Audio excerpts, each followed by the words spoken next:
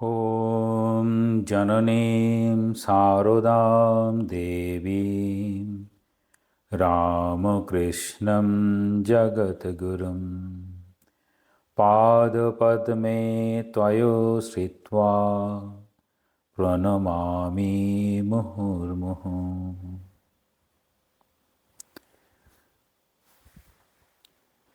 Online Nivedita পাঠচক্রের আজ প্রথম দিন। ক্লাস হবে আমি মা সকলের মা। এখান থেকে আমি এই বইটা একটু একটু পড়ব আর এটির ব্যাখ্যা করা হবে। প্রথমে ভূমিকায় সম্পাদকের নিবেদনে স্বামী প্রভানন্দজি লিখছেন, সেটা নিশ্চয়ই দেখে নিয়েছেন। এখানে যেমনভাবে সবার স্বামীজি, বিশ্ববরেণ্য শ্রীরামকৃষ্ণ, ভারতের নিবেদিতা, এই রকম ধরনের ছোট ছোট বই প্রকাশিত হওয়ার পরে মায়ের সম্পর্কে বইটা প্রকাশিত হয়েছিল রামকৃষ্ণ মিশন গোলপার্ক থেকে। এই রকম প্রথম শ্রীমা সারদা দেবীর জীবনের কয়েকটি ঘটনা। বাঁকুড়া জেলার অন্তর্গত জয়রামবাটি একটি ক্ষুদ্র গ্রাম। এই গ্রামের শ্রীযুক্ত রামচন্দ্র মুখোপাধ্যায় ও শ্যামাসুন্দরী দেবীর প্রথম সন্তান শ্রীমা সারদা দেবী। পুরুষানুক্রমে রামচন্দ্রের উপাসক শ্রীযুক্ত রামচন্দ্র মুখোপাধ্যায় অত্যন্ত ধর্মনিষ্ঠ। এখানে একটি শব্দ ব্যবহার করলেন, ধর্মনিষ্ঠ, অর্থাৎ ধর্মে যার নিষ্ঠা আছে এই রকম।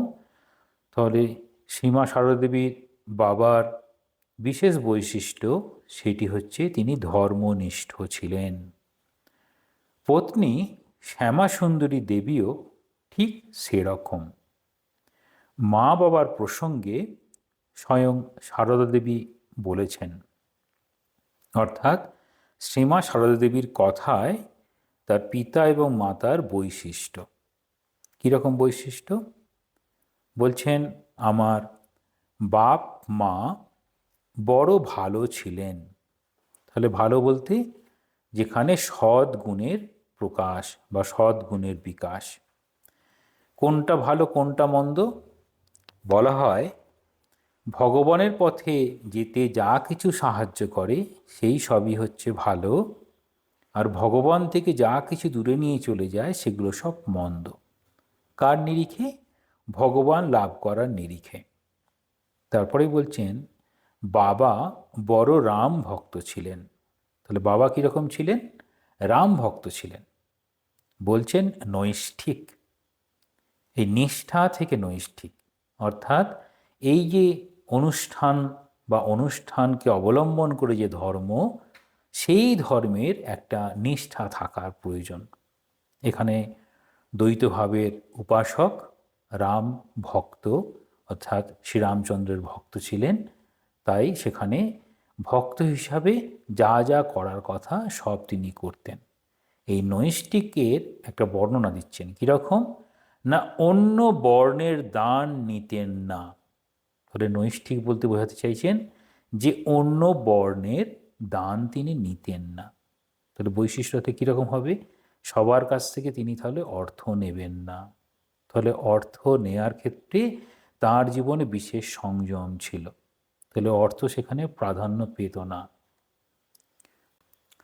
নৈষ্ঠিক তাহলে বলতে চাইছেন, মা বলতে চাইছেন যে তার বাবার বিশেষ বৈশিষ্ট্যের মধ্যে তিনি নৈষ্ঠিক ছিলেন। আমরা বলা হয় নৈষ্ঠিক ব্রাহ্মণ, অর্থাৎ সেখানে খুব নিষ্ঠা ছিল। অন্য বর্ণের দান তিনি নিতেন না।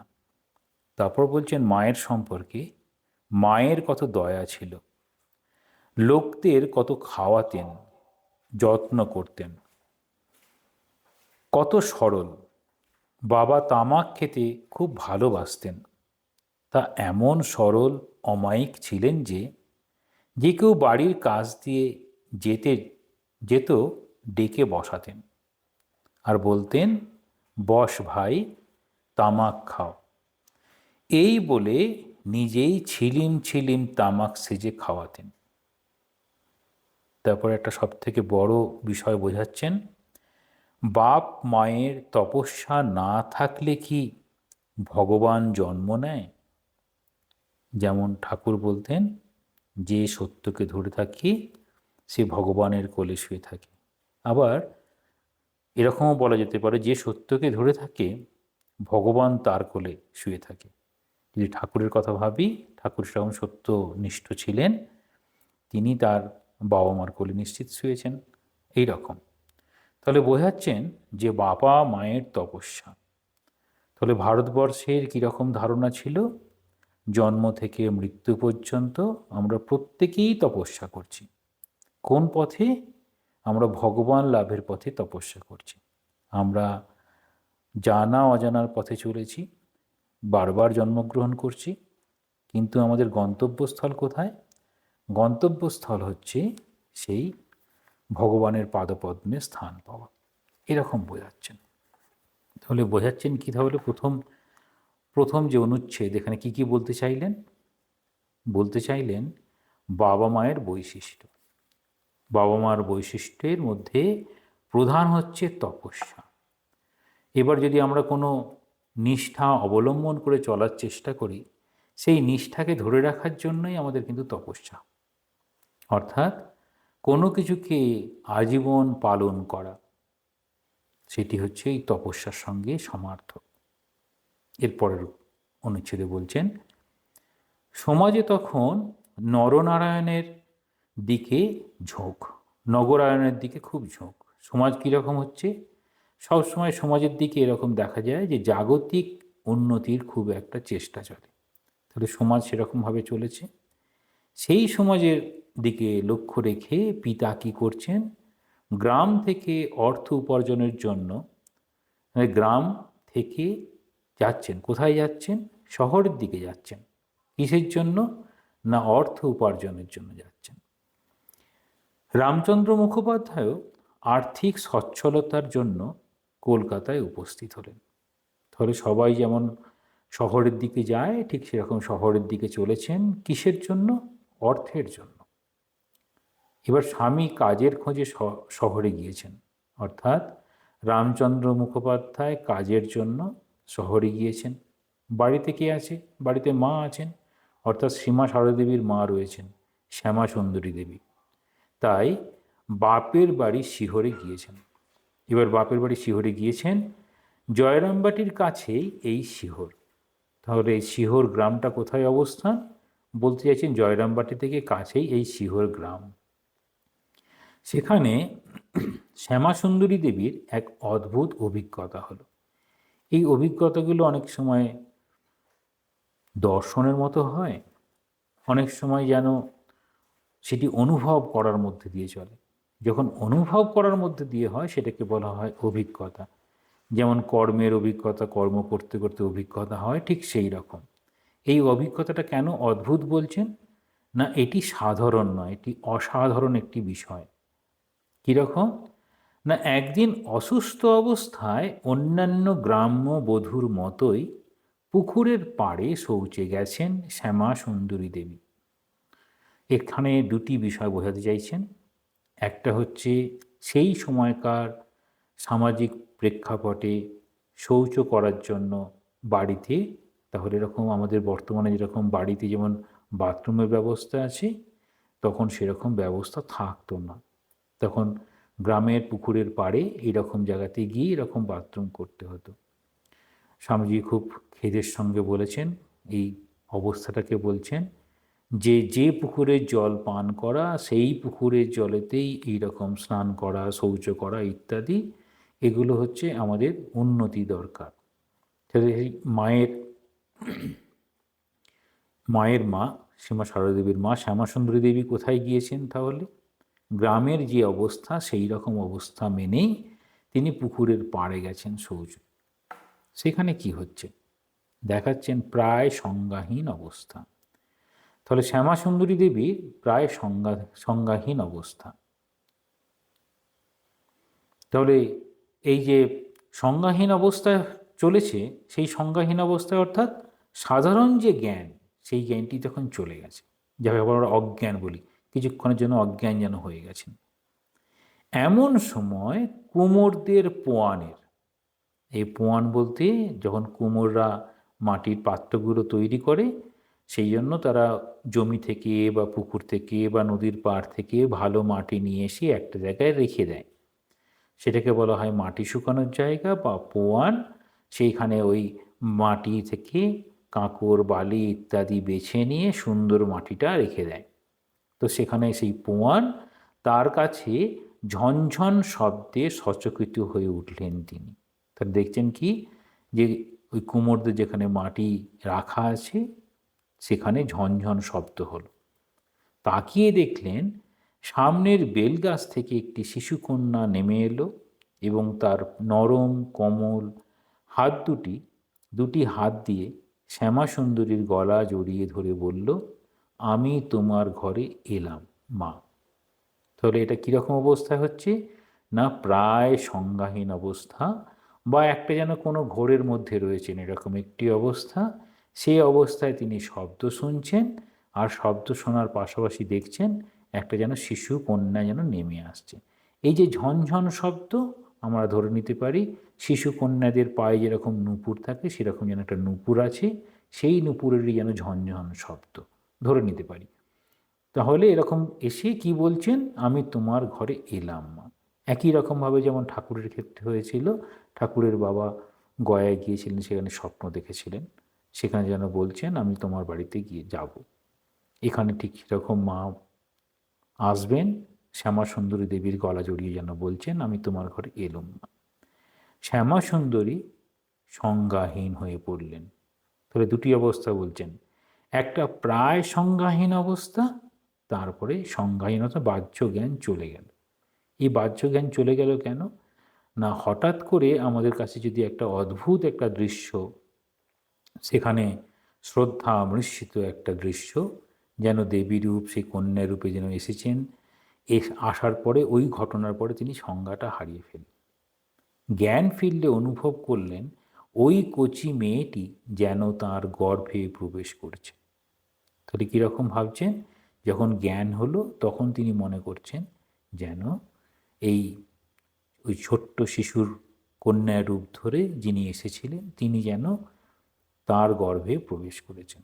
এই যে বলা হয় জন্ম কর্ম চমে দিব্য, এটি সমস্ত অবতারদের ক্ষেত্রে জীবনে দেখা যায়, মায়ের জীবনেও ঠিক সেই রকম। তাহলে এখানে প্রেক্ষাপট দেখানো হলো মা জন্মগ্রহণ করবেন তার আগের এই ঘটনা। এরপর 1853 খ্রিস্টাব্দের 22শে ডিসেম্বর বৃহস্পতিবার সারদা দেবীর জন্ম। তাহলে বোঝাচ্ছেন কোন সময় তার জন্ম হলো, জন্মের আগে তার মায়ের এরকম দর্শন হলো। দরিদ্রের সংসারে সারদা দেবীর জন্ম। স্বামীজি যেমনভাবে বলছেন যে সুখের থেকে দুঃখ আমাদেরকে বেশি শেখায়, ঠিক সেরকম সংসারে দারিদ্র্য সেটি কীরকমভাবে শিক্ষা গ্রহণ করছেন। আমরা দেখি শ্রীকৃষ্ণ তিনি জন্মগ্রহণ করছেন কারাগারে, ভগবান বুদ্ধ রাজ দরবারে, তারপরে বিভিন্ন সময়ে বিভিন্ন এই অবতাররা যেমন যেমন এসেছেন, শ্রীরামচন্দ্র যেমন এসেছেন রাজ দরবারে, এখানে কিন্তু দেখাচ্ছেন দরিদ্রের।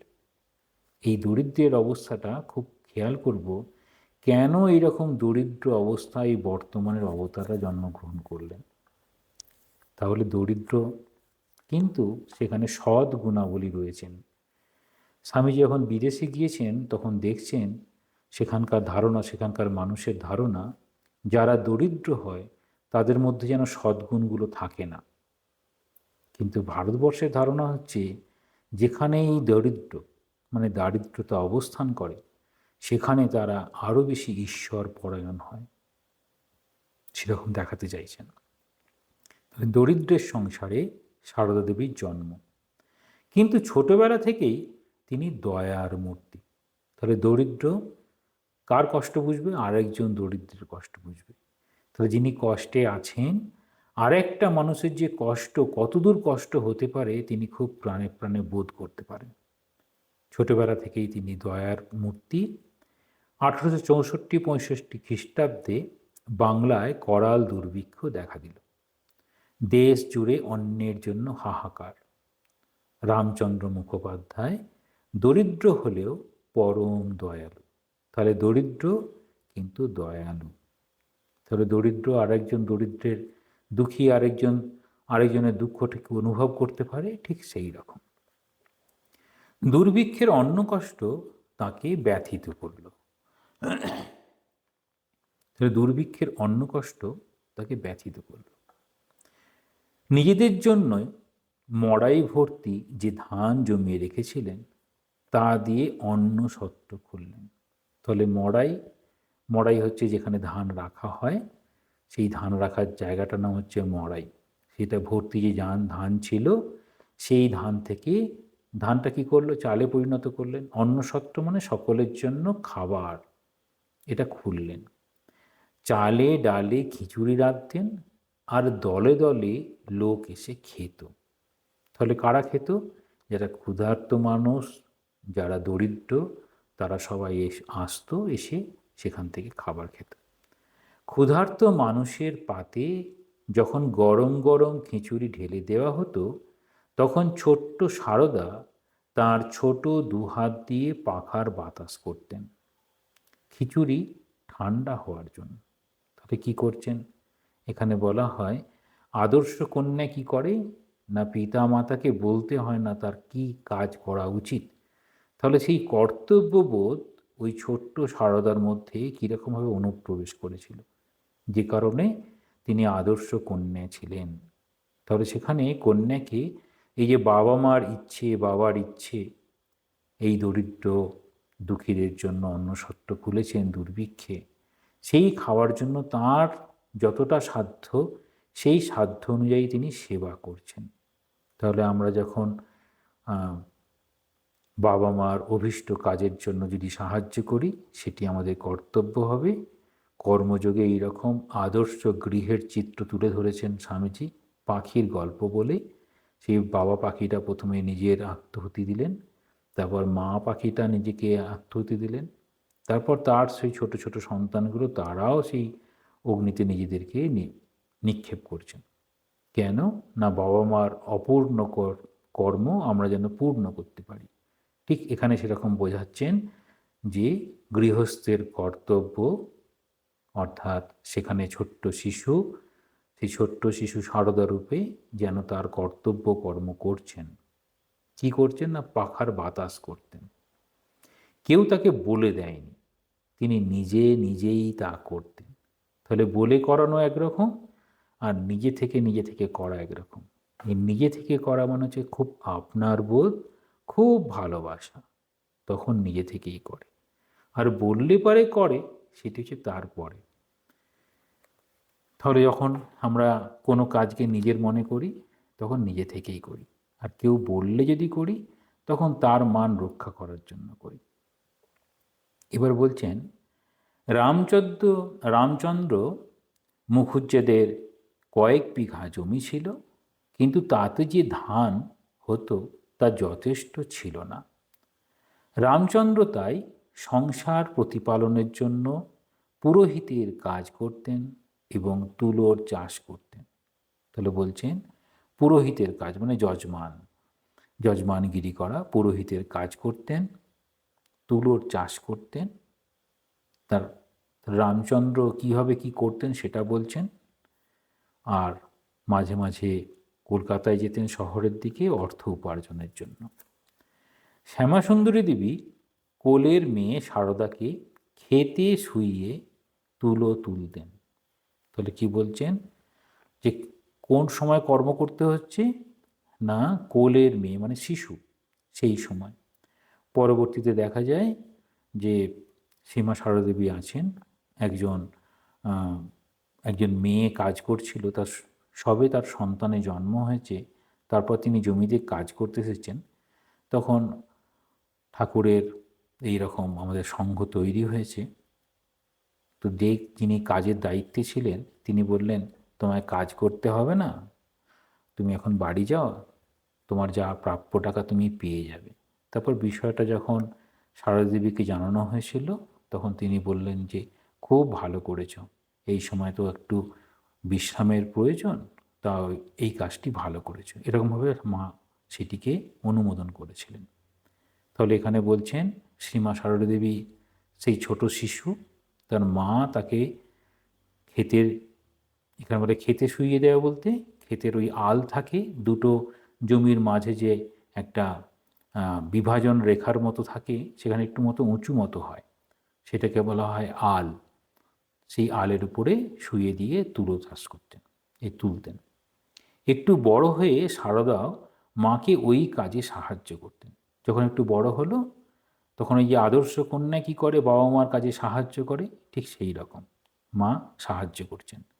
মা মেয়ে দুজনে ওই তুলো থেকে পৈতে তৈরি করে করতেন বিক্রির জন্য। তাহলে তুলো থেকে কি করতেন? পৈতে, সেই পৈতে তৈরি করে বিক্রি করছেন।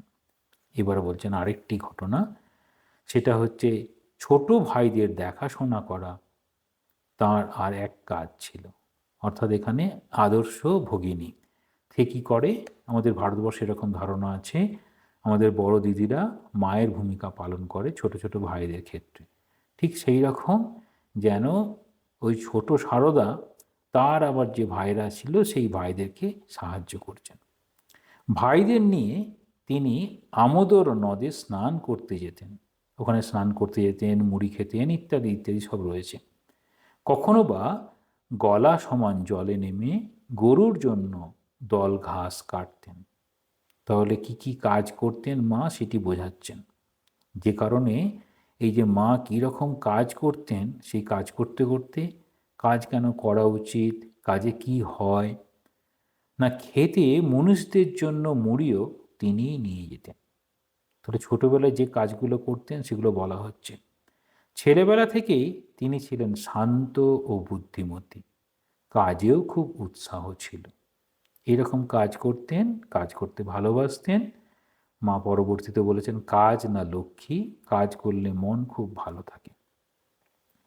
তাহলে তাকে কখনো কোনো কাজ করতে বলতে হতো না, নিজে থেকেই সব কাজ সুন্দরভাবে গুছিয়ে করতেন। তাহলে সব কাজ সুন্দরভাবে গুছিয়ে করা আর নিজে থেকে করা, এই নিজে থেকে কারা করবে, বলা হয় তিন ধরনের ছাত্র আছে। একটা হচ্ছে সুবোধ বালক, পড়া দিলে পরে সে নিজে থেকেই পড়া করে নেয়। আর একটা হচ্ছে না বললে করবে না। তারপর হচ্ছে তাতেও হয় না, তখন বলা হয় যে তুমি যদি এই কাজটা করে নাও তোমাকে এইটা দেবো ওইটা দেবো, এরকম ভুলিয়ে ভালিয়ে কাজ করানো। তাহলে এত ভালো মায়ের সংস্কার ছিল, সেটি দেখাতে চাইছেন যে নিজে থেকেই সব কাজগুলো তিনি করতেন। সঙ্গিনীদের সঙ্গে তিনি খেলাধুলো করতেন। তাহলে এবার যেমন ছোটোবেলায় সবাই তার বন্ধুদের সঙ্গে খেলাধুলা করে সেরকম করতেন, কিন্তু খেলাতে তার কারো সঙ্গে ঝগড়া হতো না। তাহলে তার সঙ্গে কারো ঝগড়া হতো না কেন? ঝগড়া কখন হয় না, আমার মনের মতো না হলে পরে আমার বিরাগ তৈরি হবে, সেখানে মায়ের ওই বিষয়টা আসতোই না। তাহলে সকলকে নিয়ে মানিয়ে নিয়ে চলার ক্ষমতা সেই শৈশবেই তিনি অর্জন করেছেন। তাহলে সবার যে ঝগড়া সেটি হতো না, বরং কী হবে, তাহলে ঝগড়া থেমে যাবে। বরং অন্য মেয়েরা ঝগড়া করলে তিনি এসে তা মিটিয়ে দিতেন। তাহলে ঝগড়ার কারণ, সেই উৎসটাকে কীভাবে থামিয়ে দেওয়া যায়, তাহলে কখন থামিয়ে দেওয়া যায়, তাহলে মাঝখানে যেন মধ্যস্থতা করার জন্য কেউ একজন থাকবে, যে গিয়ে ওটাকে শান্ত করে দিতে পারে। এবার বলছেন খেলার মধ্যে তার প্রিয় কী কী ছিল। তাহলে বেশিরভাগ ক্ষেত্রে দেখা যায় মেয়েরা যখন খেলাধুলা করে তাদের সঙ্গী কী হয়, পুতুল হয়, রান্নাবাড়ি এসবের খেলা থাকে, আগেকার দিনে তাই ছিল। কিন্তু শ্রীমা সারদা দেবীর ক্ষেত্রে খেলার প্রিয় জিনিস ছিল কালী ও লক্ষ্মী প্রতিমা গড়ে ফুল বেলপাতা দিয়ে পূজা করা। তবে এখানে সংস্কার বোঝানোর চেষ্টা করছেন, শৈশবেই কীরকম সংস্কারের তিনি প্রকাশ দেখাচ্ছেন।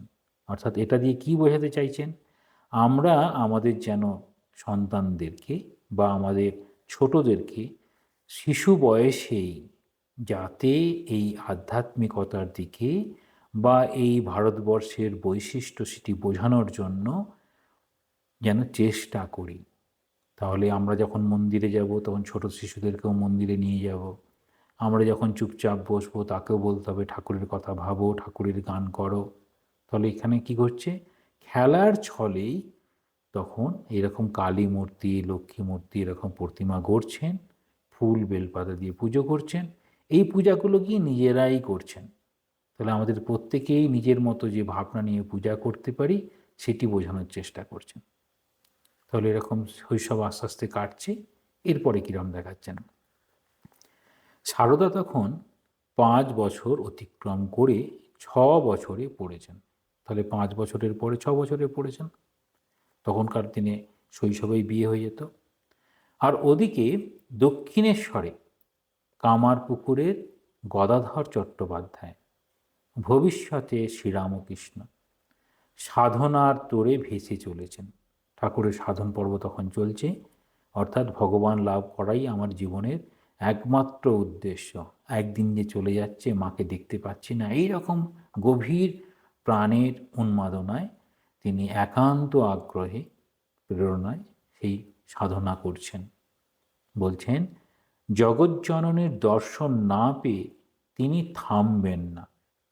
অবশেষে একদিন ব্যাকুলতার বেদনায় মায়ের হাতের খড়গ তুলে নিয়ে মায়ের চরণেই যেন আত্মাহুতি দিতে উদ্যত হলেন। মা দেখা দিলেন তখন। বলছেন, কখন দেখা দেয়? এটা হচ্ছে একদম, যদি মা না দেখা দেয়, ঈশ্বর যদি দেখা না দেয়, তাহলে আমি আমার জীবনটাই রাখবো না। এটা হচ্ছে তমগুণের চরম প্রকাশ, ভক্তির তমতে এরকম হয়। এরপর থেকে জগজ্জননী তার কাছে জীবন্ত হয়ে উঠলেন। আর তিনি মন্দিরের প্রাসান প্রতিমা নন, তাহলে জীবন্ত, তাহলে এই প্রতিমায় যেন তিনি জীবন্ত মাকে দেখছেন। তাহলে সেটি আর শ্রীরামকৃষ্ণের কাছে পাষাণের প্রতিমা নয়, তাহলে তিনি চিন্ময়ী রূপ পেলেন, চিন্ময় রূপ। মায়ের ছেলের এক অপূর্ব দিব্যলীলা অভিনীত হয়ে চলল দক্ষিণেশ্বর মন্দিরে। এই খেলা জগৎ আর কখনো দেখেনি। তাহলে এই ধরনের যে খেলা, অর্থাৎ দিব্য উন্মাদনায় সাধক তার ইষ্টকে লাভ করছেন, সেই লাভের পথটা দেখাচ্ছেন। তো এইরকমভাবে জগৎ কেন দেখেনি বলছেন না, জগতের কোনগুলো আমরা দেখতে পাই? আমরা জগতের সব বাইরের দিকটা দেখতে পাই, ভেতরের দিকটা দেখতেই পাই না। ভেতরের দিকটা দেখতে পাই না বলে এই অন্তর্জগৎটা আমরা বুঝতে পারি না। অন্তর্জগতের যে কী হচ্ছে সেটি বুঝতে পারি না বলেই ঠাকুরের এই সাধন পর্বের অবস্থায় সাধারণ মানুষের কাছে মনে হলো তিনি যেন উন্মাদ হয়ে গেছেন, কিন্তু সাধক তার অভীষ্ট পথে চলেছেন। কিন্তু সাধারণ লোকের পক্ষে সেই দিব্য লীলা বোঝা সম্ভব নয়। তাহলে সাধারণ লোক, তার মন কোথায় থাকে? তাহলে আমাদের দেখি, আমাদের এই পঞ্চকোষে তৈরি আমাদের এই পুরো দেহ, মন, প্রাণ এসব যে আছে, এই দেহটা হচ্ছে অন্নময় কোষ, প্রাণময় কোষ আমাদের শক্তি, মনোময় কোষ, বিজ্ঞানময় কোষ, আনন্দময় কোষ। কিন্তু আমরা কাকে দেখি?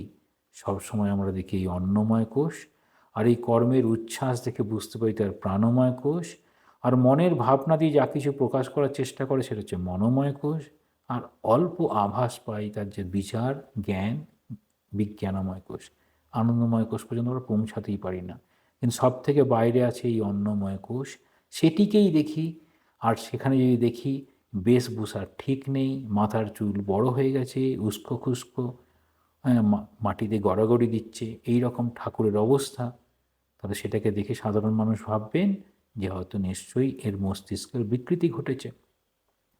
তাহলে তাদের চোখে গদাধর পাগল বলে প্রতিপন্ন হলেন। তাহলে সাধারণের দৃষ্টিতে পাগল। গদাধরের মস্তিষ্ক বিকৃতির খবর কামারপুকুরেও এসে পৌঁছল। তাহলে কামারপুকুরে পৌঁছে গেল, এসব ঘটনা চটপট পৌঁছে যায়। মা চন্দ্রমণি দেবী তাকে দক্ষিণেশ্বর থেকে গ্রামে নিয়ে এলেন। তাহলে দক্ষিণেশ্বর থেকে গ্রামে নিয়ে চলে এলেন কেন? না মায়ের কাছে থাকবে, মা হয়তো সেবা শুশ্রূষা করবে, বা মা তার সামনেই ঈশ্বরের কাছে প্রার্থনা করবেন, মা যেমন করেন। আর এরকম দরিদ্র পরিবারে তখন বিভিন্ন জায়গায় বিভিন্ন দেবদেবীর কাছে মানত করা, বিভিন্ন দেবদেবীর চরণে স্থান নেওয়া, এই রকমভাবে তখন ওই বৈদ্য নারায়ণ হরি এরকম করে বলা হয় যেন তিনিই যেন সব ঠিক করে দেবেন। এবার কি ভাবছেন? তার ঈশ্বর পাগল মনকে সংসারমুখী করার জন্য তার বিবাহের চেষ্টা করতে লাগলেন। এরকম আমাদের প্রচলিত ধারণা আছে, যারা খুব ঈশ্বর ঈশ্বর করে ঈশ্বরীয় পথে যাওয়ার চেষ্টা করে তারা যেন পাগলের মতো হয়ে যায়, তাদের সংসারে যদি ফিরিয়ে আনা যায় তাহলে যেন আর তার সমস্ত কিছু চলে যাবে। কিন্তু এখানে কীরকম হচ্ছে না, মা ভাবছেন তার বিবাহ দেবেন। তাহলে বিবাহের জন্য কি দরকার? একজন পাত্র, একটা পাত্রী না হলে তো বিবাহ হবে না। তাহলে পাত্র এখানে শ্রীরামকৃষ্ণ, গদাধর চট্টোপাধ্যায়। তাহলে এবার পাত্রীর সন্ধান খুব গোপনে চলতে লাগলো। কেন গোপনে চলতে লাগলো? এখানে একটা খুব খেয়াল রাখবো, কেন গোপনে চলছে? না গ্রামের সকলেই জানে, কি জেনেছে? না গদাধর চট্টোপাধ্যায়ের মস্তিষ্ক বিকৃতি। সেটি যখন জানাজানি হয়ে যাবে তাহলে তার বিবাহ হবে না। বা সেটি যদি কখনো জানতে পারে গদাধর নিজেই যে আমার এরকম, আমার তো বিবাহ করা যাবে না, এখন বিবাহ করব না। এই দুটি দিক, কিন্তু এখানে একটি দিকের কথাই বিশেষ করে বলা হবে, যে যাতে এই পাছে গদাধর জানতে পেরে বেঁকে বসেন যে এই জন্যই কি আমাকে এনেছে। তাহলে এবার কি দেখাচ্ছেন? কিন্তু যখন তিনি জানতে পারলেন, অদ্ভুত, তখন তিনি বিরক্ত তো হলেনই না, উপরন্তু বাড়িতে এই ধরনের বিবাহ অনুষ্ঠান হলে বাড়ির শিশুরা যেমন আনন্দ করে সেরকম আনন্দ করতে লাগলেন। আচ্ছা, এটা কেন করলেন? বিরক্ত হলেন না, উপরন্তু আনন্দ করলেন, কীরকম ব্যাপার হলো?